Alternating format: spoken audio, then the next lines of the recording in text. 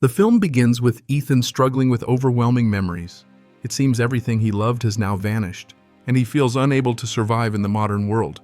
Deciding to end his suffering forever, he does the unthinkable. Shortly before these events, Ethan and his girlfriend Emma were held captive by a global crisis. Humanity was on the brink of survival due to a new virus accompanied by thirst and constant headaches. The virus, being of natural origin, has no antidote, causing worldwide panic. It seems as if nature itself decided to heal by eradicating humans who had mercilessly exploited its resources. Ethan and Emma hope to hide in a riverside cabin and wait out the situation, but at some point, Ethan loses control of the car and they crash.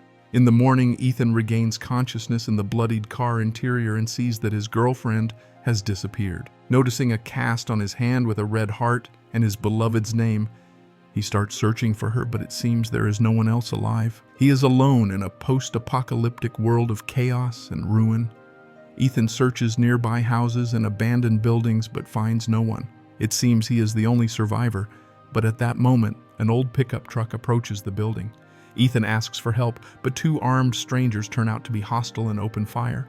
At some point, someone in a building window starts shooting back, killing the driver and wounding the armed hunter. A minute later, a woman with scars on her face appears at the scene. She saved Ethan, only to take possession of the hunter's vehicle. After confirming its functionality, the woman named May asks Ethan to help her move the injured man's body into the pickup's trailer. Recognizing her, Ethan agrees to help, but faints during the process. Haunted by memories of his beloved, Ethan is desperate to find Emma. Barely remembering his own name, he lives with the sole purpose of finding Emma and being by her side. Waking up in an elderly woman's house, Ethan gets to know her better.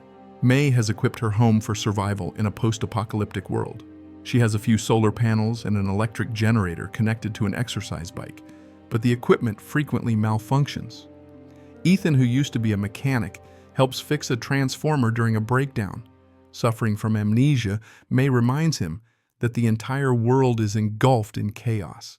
An unknown virus of natural origin began not only killing people, but also merging them with nature, resulting in monsters like her living scarecrow. Upon returning home, the woman decides to test whether Ethan can be trusted. She gives him her gun and allows him to pull the trigger, but he does not fire. May admits it was a small test, as the gun was on safety and rigged with a trap that would have injured him if he had fired. After dinner, Ethan thanks the woman for her help, but reminds her that he needs to continue searching for his missing girlfriend. May asks him to stay a little longer, as he would be useful around the house. Agreeing to help, Ethan is forced to pedal to generate electricity. After that, May invites him to dance and seemingly starts flirting with the much younger man. Later, they play cards, and Ethan realizes he's completely unable to lie. Approaching midnight, he remembers his mission, but May suggests postponing the search for Emma until morning, as it's too dangerous to go out at night. Ignoring the warnings and potential risks, Ethan steals the pickup and heads to the lake house. On the way, he continues to be overwhelmed by memories of Emma and loses consciousness. Upon waking, he reaches the old house and breaks in, hoping that his girlfriend managed to find refuge and waited for him there. Inside, Ethan encounters a frightened woman and her child. Jolene and Sam have been hiding here for weeks and haven't met Emma, so they can't help Ethan. At that moment, a terrifying wooden monster bursts into the house, attacking both Ethan and the single mother. Together, they manage to fend off the person who mutated into a monster due to the virus's effect. It turns out that these mutants are immune to injuries and impacts, making them nearly impossible to destroy. After putting Sam to bed, Jolene decides to talk with Ethan to learn his story. Emma was a nurse, and they were among the first to learn about the virus and its origins. Understanding it as a whim of nature with no cure, the couple decided to hide in the riverside cabin, but ended up in an accident. In the morning, Ethan couldn't find Emma and hoped she had made it here without him, but now it was clear she hadn't. Waking from nightmares, Ethan sees Jolene's mutating corpse. The whole house is bloody, but he doesn't remember what happened last night. Running outside, he sees one of the monsters finishing off Sam. Ethan starts to panic, but soon notices that the monster has disappeared without a trace. The mutated girl attacks him from behind, but May shoots her. She had realized where Ethan was heading and followed him to save him. Ethan doesn't remember May, and reintroduces himself, again talking about Emma and his desire to find the missing girl. In a birdhouse, the young man finds a mobile phone with a video message left by Emma, but the battery is too low and he can't finish watching the video. May suggests returning to her house so Ethan can charge the phone and find out what Emma said. Trusting the woman, the young man agrees and tries to get to know her better. On their way home, he notices an old store and gas station and realizes he has been here before. At the beginning of the epidemic, he and Emma stopped here to refuel, but an infected man attacked them. Protecting his beloved, Ethan fired several accurate shots, but the bullets didn't kill the monster. In the present, Ethan collapses from severe dizziness and breaks the mobile phone. Upon returning home, May notices someone has tried to break into her door. Realizing they are not alone, she demands that the person come out of hiding, or she will shoot. The lost stranger turns out to be Tom, a man searching for his missing wife. Agreeing to obey May in everything, Tom hands over his gun and expresses his willingness to help with household chores in exchange for food. While the woman goes to the kitchen to cook dinner, Tom and Ethan prepare firewood for the winter. At one point, Tom excuses himself to go to the bathroom, but it's just a pretext to retrieve a revolver hidden nearby. After finishing their work, Ethan and Tom return to the house for dinner. May insists that Ethan refuse the food, claiming it is unsafe. Shortly after Ethan loses consciousness and collapses on the floor, Tom suddenly realizes that May is holding him hostage and threatens her, but then he starts feeling dizzy. May admits she suspected Tom could not be trusted and had added a sedative to his food. Taking advantage of the man's disorientation, May hits him on the head. During the night, Tom's accomplices break into the house, find him, and help him regain consciousness.